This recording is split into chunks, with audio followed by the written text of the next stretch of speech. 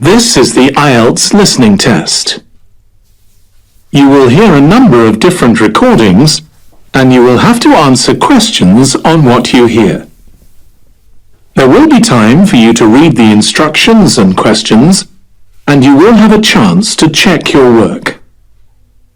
All the recordings will be played once only. The test is in 4 parts.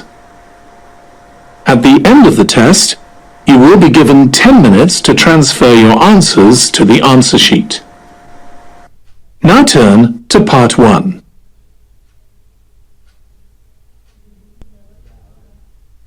Part 1.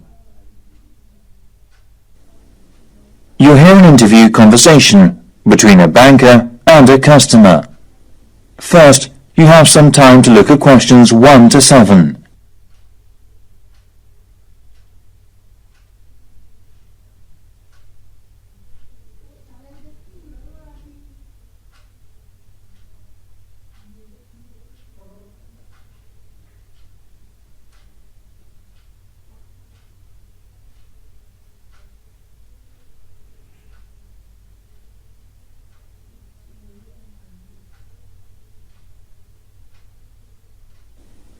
Listen carefully and answer the questions 1 to 7.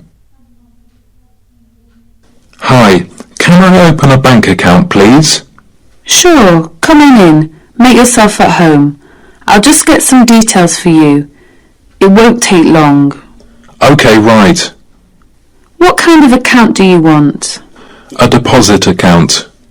Okay, I've got the application form here then. Have a look at this leaflet. We have several types. I've decided on the one called Classic. Good, that's fine. Can I have your full name, please? Yes, it's Jonathan Fox. That's Jonathan. Oh, right. Thank you.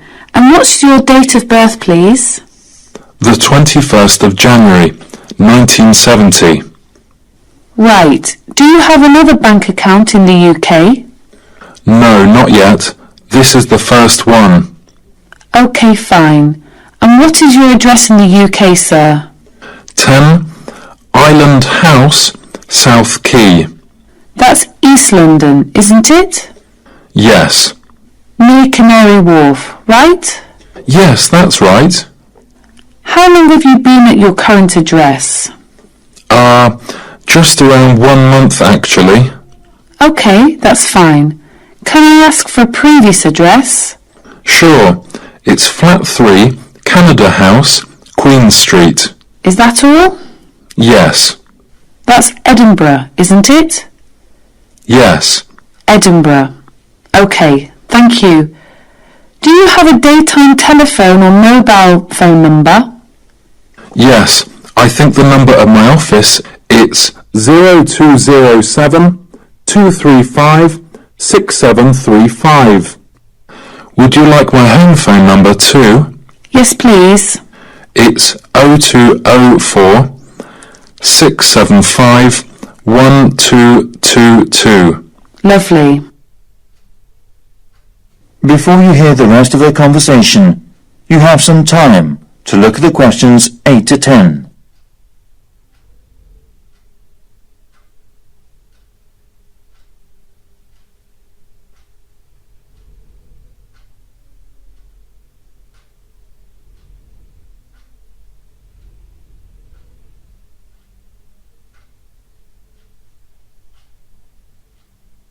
Now listen and answer questions 8 to 10. Right. What do you do for a living in the UK, sir? I am working at an English language school in central London as a tutor. It's my main job. Okay. Now we usually ask for a piece of information for checking your identity, for security reasons, if you phone us. Sure. What name is your mother's first name? Because it's less likely to be known. Okay, it's Monica. Thank you. Yes, Monica. It's Russian. Okay, good. And And how much would you like to open your account with? I've only brought £1,000.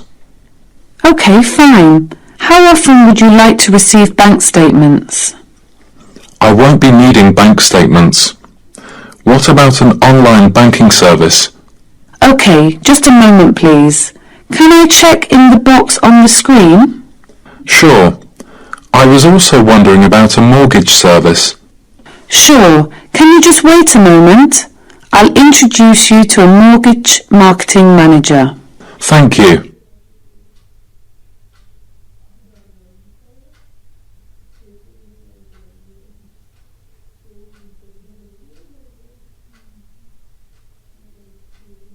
That is the end of part 1.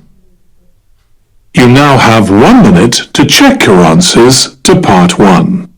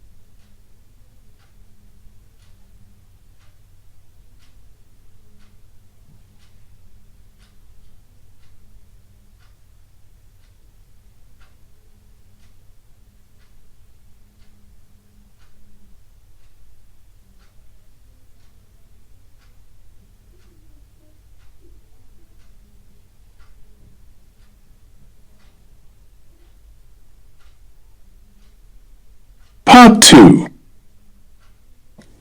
You'll hear a tourism program, the Elizabeth House.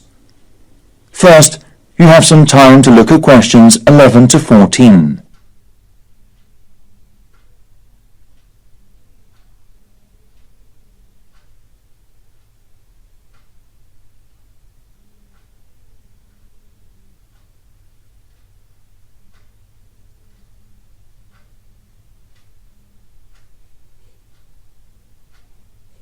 Now listen carefully and answer the questions 11 to 14. Hi everybody. Good to see you again. This morning I'll tell you about the Elizabeth House in Canterbury, once home of the famous carpenter Jonathan Owen. He bought the house in 1965, although he had first seen it 5 years earlier. Actually, he was interested in the house as a traditional flat in England, and he paid £5,000 for it without a second thought, because of it having standard and regulation building methods during the Middle Ages in the UK.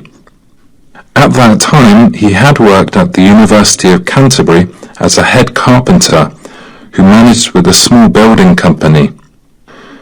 His professional success was abundant, but his family life wasn't so successful. His parents had suffered from diabetes and mental disease, and his brother Dan was ill with pneumonia. Moving to Elizabeth House, he started his new life. Jonathan considered the home a pure example of traditional East England country house, and did some of his successful building structure work here. The backyard and garden of the house became calm and peaceful. The materials used to make the wall, chimney and roof were collected from the local area. Most of all, oak trees were in the front of the main gate. Before you hear the rest of the program, you have some time to look at the questions 15 to 20.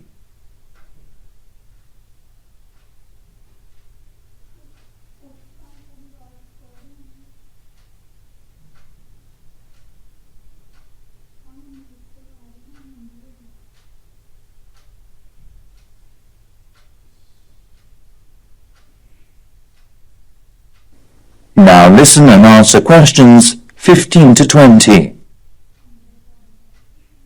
As you go up the path, there's the rose garden on your right, and you will find to your left an area which has interesting types of sunflower as well as some lovely carnation. It is known as the sun rainbow and was designed by his brother Dan, who had studied gardening arts in Paris. The next destination is the Japanese footbridge with exotic Asian mountain plants and fruit growing on it. Follow the path round to the second corner, and on your left you will see the entrance to the pear tree with its 200-year-old branches go through the path until you've reached the front of the house. Now I'll give you a couple of hours to wander around this lovely building. Your tour guide will introduce and explain about its history and viewpoints to you. If you need to buy any of Jonathan's handbooks or other souvenirs, you can enter the house where you'll find the shop, which is located between the path and the watermill. I expect by this time you may also be in need of a rest and some refreshments from the snack bar. If you have a break, there is a lovely walk down towards the River Cotton. This is the best view for visitors. You can cross the field which spreads along the path close to the windmill. In autumn, this area will open a small event or festival which is definitely worth a visit. It is familiar a good place for growing strawberries. Every season most of the residents are ready to make local produce. Also, the local council helps to improve the grape festival by promoting and marketing it through online and offline methods. Last year around 100 tons of grapes were harvested and sold at the city mall. We'll now have a good chance to see an orchard behind the house.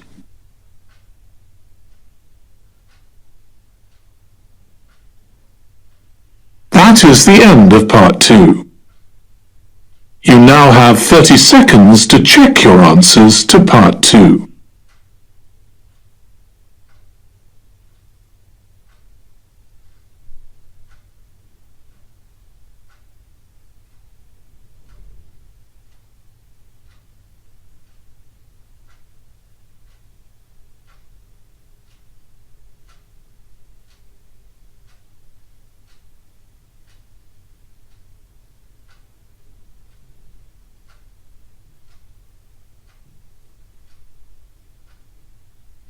Part 3. You'll hear a conversation between students, Anne and David, about gallery marketing. First, you have some time to look at questions 21 to 24.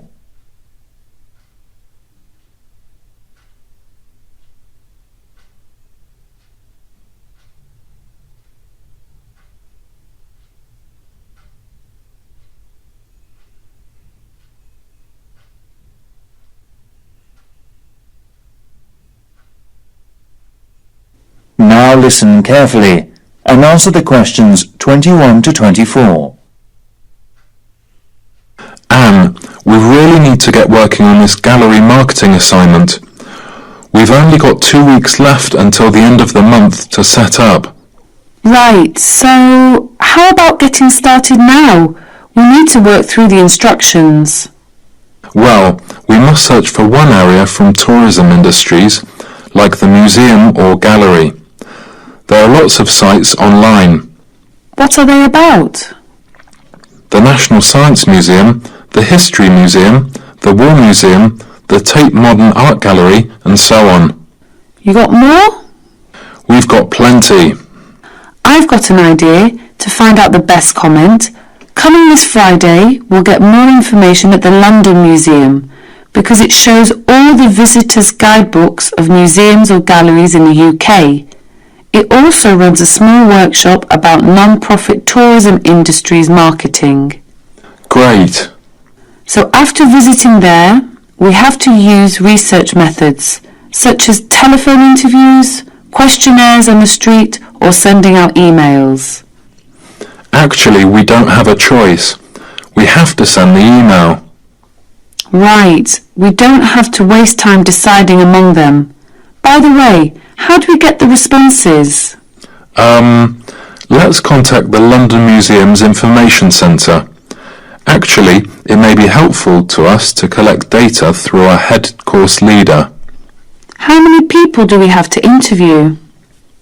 Well, we have to split into 3 groups, and it looks like we have to interview 30 people for each group. So 90 altogether then. It depends on the ages too, right? That's right. So are they all the requirements? Yes, looks like it. Firstly, which part are we going to choose? My preference would be a modern art gallery, since that's where I spend most of the time. I think you've got something wrong. I don't think there are abundant differences in the exhibitions there. I mean, you get young and old, man and woman, amateur and professional, all going to the galleries. Right, so let's make it a ceramic exhibition then. So basically, what 2 groups will we compare and contrast for that? Male and female? Absolutely. Also, most of my respondents like the same ceramics as me. Also, I think different age groups could be changed to highlight differences. Before you hear the rest of the conversation, you have some time to look at the questions 25 to 30.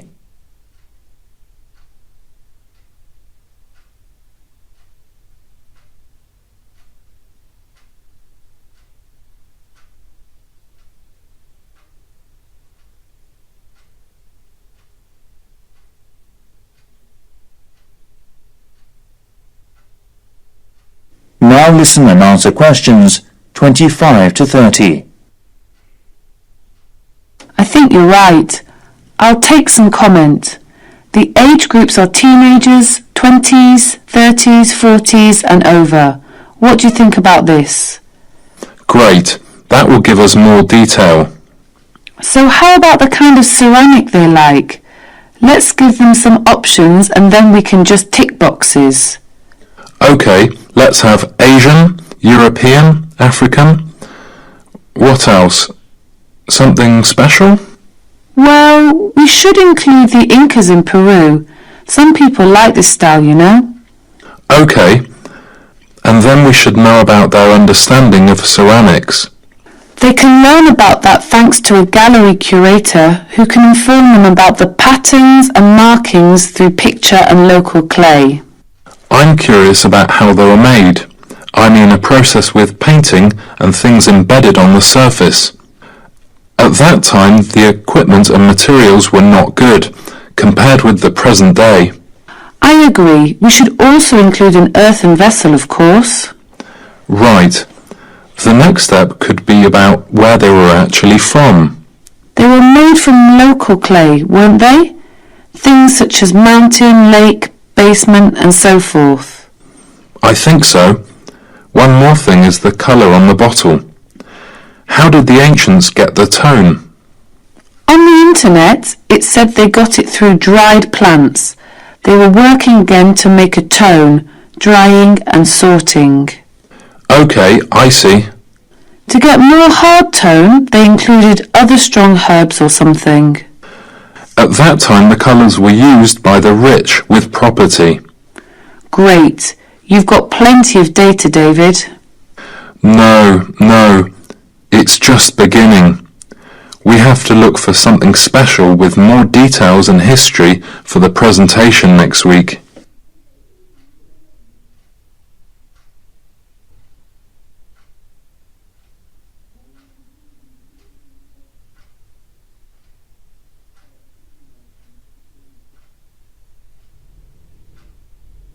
That is the end of part 3. You now have 30 seconds to check your answers to part 3.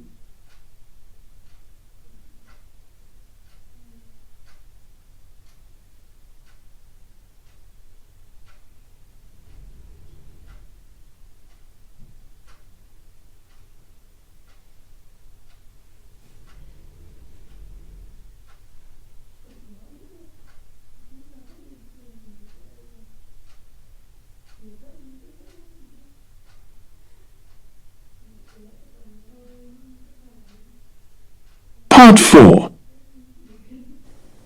You'll hear part of a lecture given by a waste recycle management's professor. First, you have some time to look at questions 31 to 40.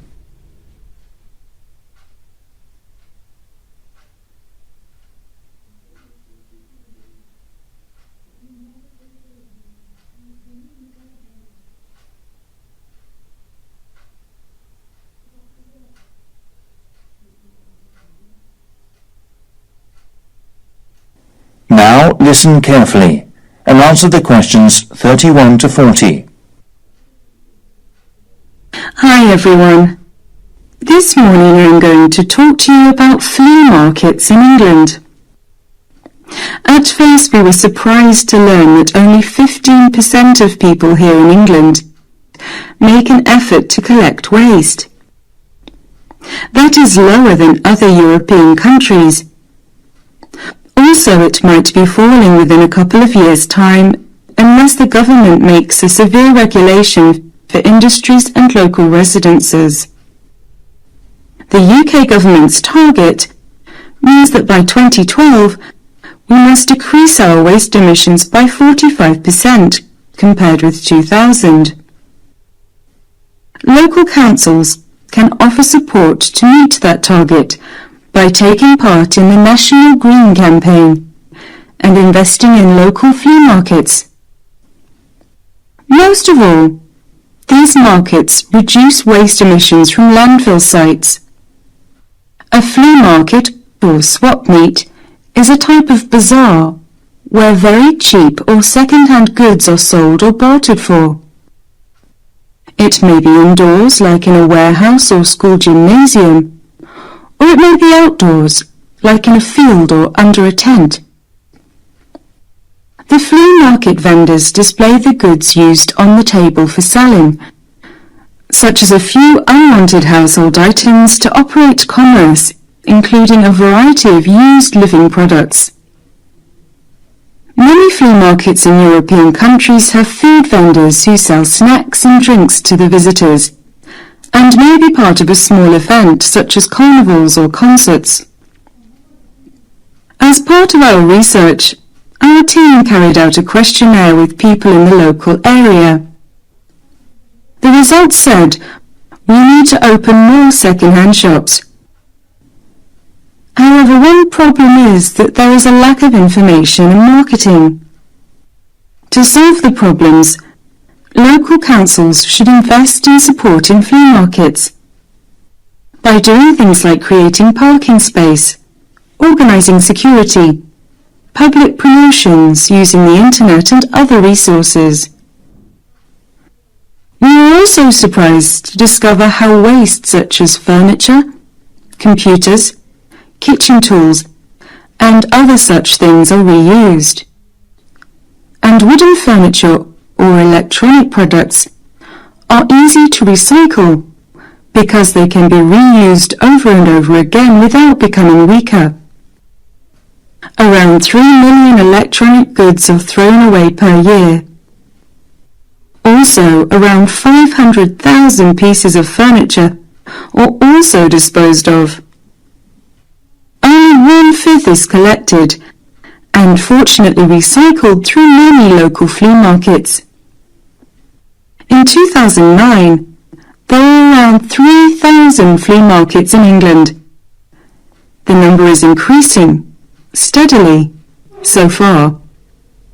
Surprisingly, by collecting under 15% of old books, lots of paper is imported, so more paper can be recycled in the UK. Europe recycles 50% of its paper, and Germany recycles 80% of its paper. When recycling launched, there were quality problems, so it was so hard to reuse paper in office sheets. However, these problems have now been solved, and Union of the Flea Markets based in East London produces high-quality recycled paper. Another union, Loving Paper, currently sells the paper that has been through a sorting process to farmers or gardeners as fertilizer. So, to sum up, There seems to be a number of activities that enable people to reuse waste, but the substantial problem is encouraging people to think twice about taking their waste to a flea market instead of throwing it away. I think the recycling program will make us save materials and protect the environment in future. And next, I'll show the plan for promoting it. That is the end of part 4. You now have 1 minute to check your answers to part 4. That is the end of the listening test. In the Ielts test, you would now have 10 minutes to transfer your answers to the answer sheet.